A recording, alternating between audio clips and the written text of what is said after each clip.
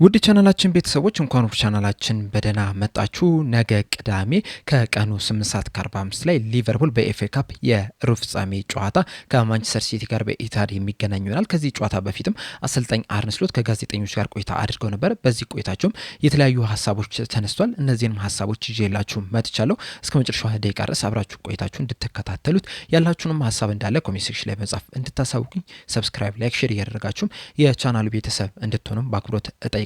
አሁን በቀጥታ ወደ ጋዜጣዊ መግለጫው የምንገባ ይሆናል። አብራችሁን ቆዩ። አሰልጣኝ አርነ ስሎት መጀመሪያ አስተያየታቸውን የሰጡት በሞሐመድ ሳላህ ዙሪያ ነው። በመጀመሪያም በነገው ጨዋታ ላይ ስለመሰለፉ ነበር አስተያየታቸውን የሰጡት። በሰጡትም አስተያየት በትናንትናው ዕለት በነበረ የልምምድ ፕሮግራም ላይ መሳተፍ ችሏል፣ እንደዚሁም በዛሬው ዕለትም ልምምድ መስራት ችሏል። ስለዚህም በነገው ጨዋታ ላይም አቬለብል ይሆናል ብለን እንጠብቃለን የሚል አስተያየታቸውን ሰጥቷል። በተጨማሪም በክረምቱ ሊቨርፑልን እንደሚለቅ በማሳወቁ ዙሪያ በሰጡት አስተያየት እንደሚለቅ ይፋ ካደረገ በኋላ የተለያዩ ሰዎች የተለያየ አስተያየታቸውን እየሰጡ ነው የሚገኙት። የተለያዩ ነገሮችን እየተመለከተን ነው የምንገኘውና ይህም ነገር ደግሞ ለሱ የሚገባው ነበር። ምክንያቱም በዚህ በሊቨርፑል ባለፉት 10 ዓመታት በጣም አስደናቂ የሚባል እንቅስቃሴን ሲያደርግ ተመልክተናል። በየሶስት ቀኑ ጨዋታ ቢኖርም በነዛ ጨዋታዎች ላይ በጣም አስደናቂ የሚባልን ብቃቱን ሲያስመለከተን ነበረ። ለዚህም ምስክሩ ደግሞ ያነሳቸው ዋንጫዎች፣ በግሉ ያሳካቸው ስኬቶች ናቸው። ይህንንም ደግሞ በኢንስታግራም ፖስቱ ላይ በደንብ ያሳየን ነገር ነውና ከዚህ በኋላም እንግዲህ በመጨረሻዎቹ የሲዝን ጨዋታዎች ላይ ምርጥ ብቃቱን ያሳየናል ብለን እናስባለን። በእርግጥ ለሞሐመድ ሳላህ ያን ያህል ለውጥ አያደርግለትም። ምክንያቱም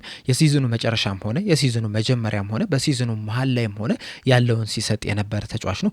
ሁልጊዜም አቬለብል ሲሆን የነበረ፣ ብዙ ጉዳት ያላስተናገደ፣ በተጫወተባቸው ጨዋታዎች ሁላ ደግሞ ያለውን የሰጠ ተጫዋች ነው። ለቀሪዎቹ ጨዋታዎች ግን ከዚህም የበለጠ ይሰጠናል ብለን ተስፋ እናደርጋለን። በእርግጥ ይህንን ማለት ምናልባትም ሪያሊስቲክ ላይሆን ይችላል። ምክንያቱም እስከ ዛሬ ድረስ ያለውን ሲሰጥ የነበረ ተጫዋች ስለሆነ ማለት ነውና ከዚህ በኋላም እንግዲህ ይህንን ነገር ይቀጥላል ብለን ተስፋ እናደርጋለን። ለነገ ጨዋታ ዝግጁ መሆኑ በጣም ደስ ብሎናል የሚል አስተያየትን ሰጥቷል።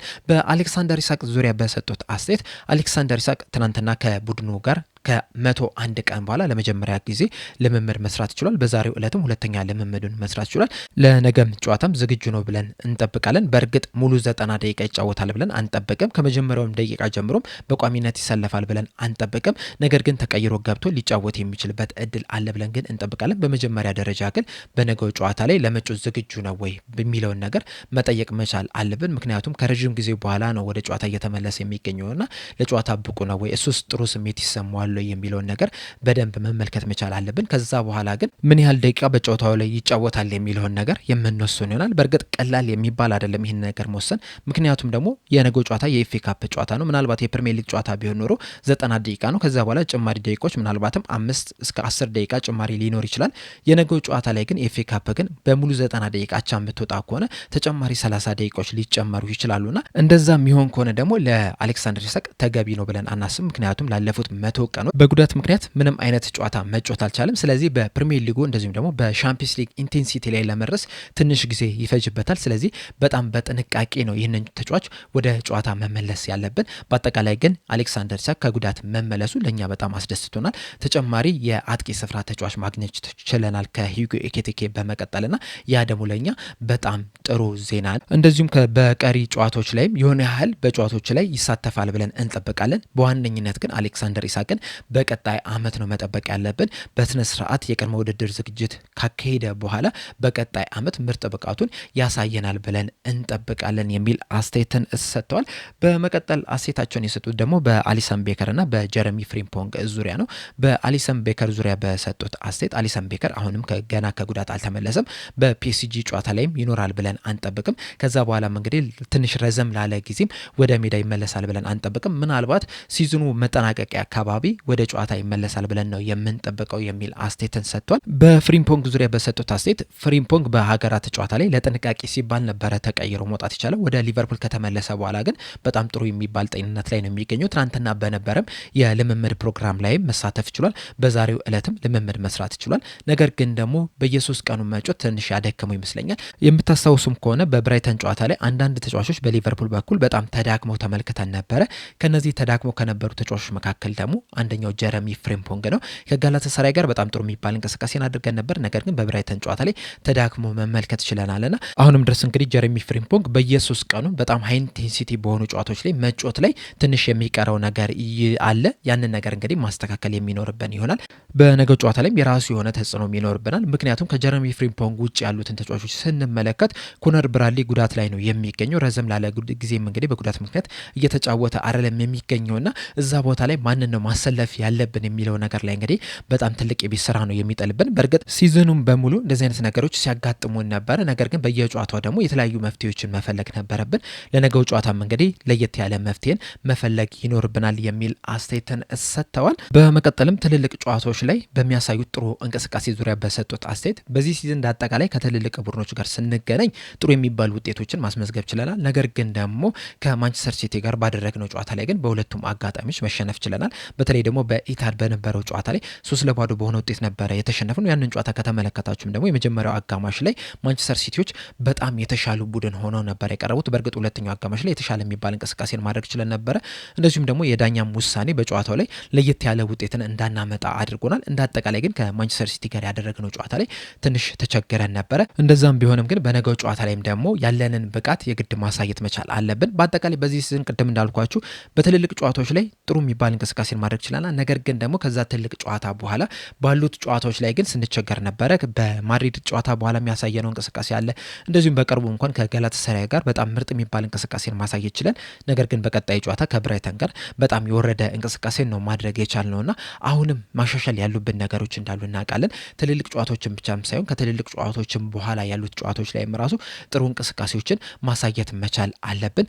በእርግጥ በዚህ ሲዝን ዋነኛው እየተቸገርን ያለ ነው በጣም ትልልቅ ጨዋታዎች በጣም ወሳኝ የሚባሉ ጨዋታዎች በየሶስት ቀኑ እየመጡብን ነው የሚገኙት።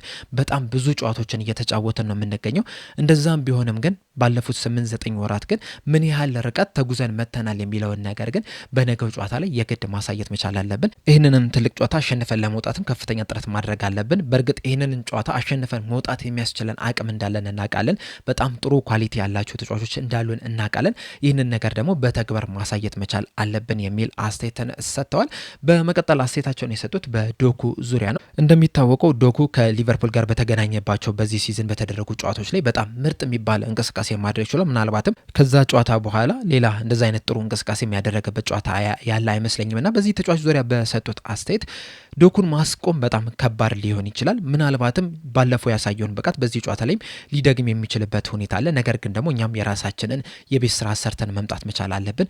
እንዴት ነው ዶኩን ማስቆም መቻል ያለብን የሚለው ላይ ነገር ላይ በደንብ ማየት ያሉብን ነገሮች አሉ። ነገር ግን ደግሞ ከዶኩ ጋር ብቻ አይደለም የምንጫወተው፣ ሌሎችም 10 ተጫዋቾች አሉና በአጠቃላይ እንደ ቡድን እንዴት ነው መከላከል ያለብን የሚለውን ነገር በደንብ መመልከት መቻል አለብን። በእርግጥ ዶኩ ምርጥ እንቅስቃሴ ባሳየበት ጨዋታ ላይ እንኳን ከተመለከተን የአንድ ለአንድ ግንኙነት ላይ የኛ ተጫዋችም ጥሩ የሚባልን ምላሽ ሲሰጥ ነበረ፣ ጥሩ ሲንቀሳቀስ ነበር፣ ጥሩ ሲከላከል ነበረ።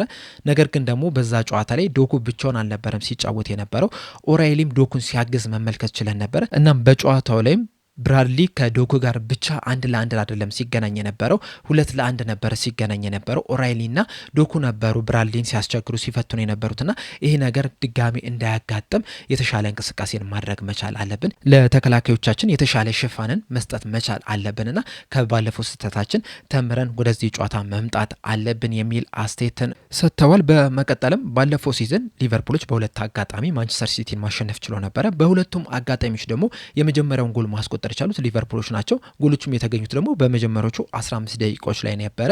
በዚህ ሲዝን ግን በሁለቱም በተሸነፉባቸው አጋጣሚዎች ላይ ግን ምንም አይነት ጎል በመጀመሪያዎቹ ደቂቃዎች ላይ ማስቆጠር አልቻሉም። በዛ ምክንያትም ማንቸስተር ሲቲ በስተመጨረሻም ሁለቱንም ጨዋታዎች አሸንፈው ሊወጡ ችሏልና በነገው ጨዋታ ላይ የመጀመሪያዎቹ ደቂቃዎች ላይ ጎል ማስቆጠር የመጀመሪያውን ጎል ማስቆጠር ጨዋታውን አሸንፈው ለመውጣት ምን ያህል አስተዋጽኦ አለው የሚል ጥያቄን ተጠይቀው ነበረ። እሳቸውም በሰጡት ምላሽ በአጠቃላይ በዚህ ሲዝንም የተመለከትነው የተረዳነው ነገር ቢኖር ይህንኑ ነው የመጀመሪያ ጎል ማስቆጠር በጣም ወሳኝ እንደሆነ ነው። ጨዋታዎቹን እንግዲህ 1-2 2-2 ስትመራ ጨዋታውን በቀላሉ አሸንፈ ለመውጣት ትችላለህ። ስለዚህ በነገው ጨዋታ ላይም ቅድሚያ ጎል ለማስቆጠር ከፍተኛ ጥረት ማድረግ መቻል አለብን። በቆም ኳሶች የሚሆኑ በክፍት ጨዋታ የሚሆን ጨዋታው ላይ የግድ ቅድሚያ ጎል ማስቆጠር መቻል አለብን። ምክንያቱም ከሜዳችን ውጪ የምናደርገው ጨዋታ ነውና በጣም አስቸጋሪ ጨዋታ ነው የሚሆንብን። በእርግጥ በዚህ ሲዝን በሁለት አጋጣሚዎች በማንቸስተር ሲቲ ተሸንፈን ልንወጣ ችለናል።